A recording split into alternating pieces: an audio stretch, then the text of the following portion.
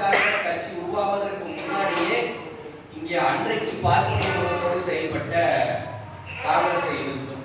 காங்கிரஸ் எதிர்ப்பு என்பது வெறும் தேர்தல் அரசியல்ல காங்கிரஸ் போட்டி அப்படிங்கிற அந்த புள்ளியில் இல்லாம அன்றைக்கு காங்கிரஸ் தான் பார்ப்பனியத்தினுடைய வடிவமாக இருந்துச்சு. அந்த அடிப்படையில் கடந்த 100 ஆண்டுகளாக பார்ப்பனிய எதிர்ப்பை நாம இந்த மண்ணில் பேசியிருக்கோம். நீங்க அதற்கு முன்னாடியே பல ஆயிரம் ஆண்டுகளாக பார்ப்பனிய எதிர்ப்பானது இந்த மண்ணில் பேசப்பட்டிருந்தாலும் அது பாடல்கள் வாயிலாக, எழுத்துக்கள் வாயிலாக, ஒரு கன்னட பாடல்களோடு அது முடிவடைஞ்சிருக்கும். ஆனால் பெரியார் ஒருவர் தான் புத்தருக்கு பிறகு சிஸ்டமேட்டிக்காக பார்ப்பனிய எதிர்ப்பை இந்த மண்ணில் கட்டமைத்தார்.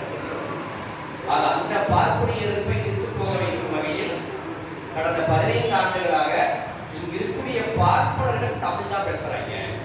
அதனால் பார்ப்பனர்கள் தமிழினத்துடைய அங்கம், அதை சொன்னா கூட சரிச்சுக்கலாம். ஆனா அந்த பார்ப்பனிய எதிர்ப்பு போரில் புத்தருக்கு பிறகு ஒரு மிகப்பெரிய கட்டமைப்பை கட்டமைத்த தந்தை பெரியார் கன்னடரா பார்ப்பனர்கள் தமிழர்கள் அப்படிங்கிற புள்ளிக்கு ஒரு துரோக அரசியலை இன்றைய தலைவர்களிடம் பரப்பக்கூடிய ஒரு துரோக வேலையை ஒரு கும்பல் தொடர்ச்சியாக செய்து கொண்டிருக்கக்கூடிய காரணத்தால் அந்த பிரச்சாரத்தை முறியடிக்கும் பணி என்பது நாம் முன்பை விட அதிதீவிரமாக பார்ப்பனிய எதிர்ப்பை பேச வேண்டிய தேவை உள்ளது அப்படிங்கிறது தான் நமக்கான புரிதலாக இருக்கு.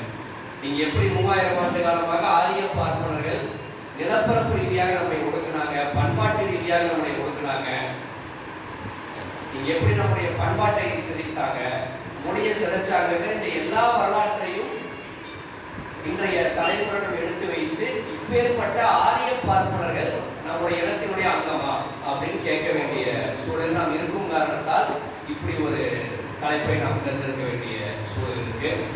ஆக கருத்தரங்கினுடைய முதலாவதாக தலைமுறையாற்ற சென்னை மாவட்ட செயலர் தந்தை பெரியார் அவர்களுடைய சென்னை மாவட்ட செயலர் சோழர் சா. குமரன் அவர்களை தலைமுறை